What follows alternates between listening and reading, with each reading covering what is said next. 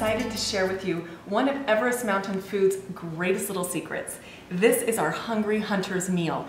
And for those of you who've never tried it, you're gonna want to, because look at all the hearty chunks. There's rice, beans, pasta, chicken, pork, and beef, carrots, onions, and peas. Wow, that's a hearty mouthful. No wonder it's called Hungry Hunters.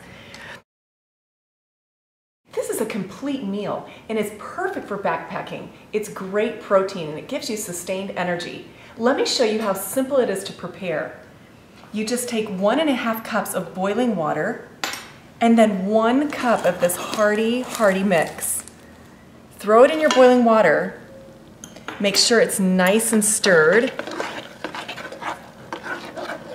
And then simply cover it with a lid. Let it sit for 10 to 15 minutes, and when it's done, you'll have this lovely Hungry Hunters meal. Look at the brightness of the carrots and the peas, the heartiness of the beans and all the chunks of meat. And something else that you might appreciate is that the pasta isn't soggy. It's nice and al dente.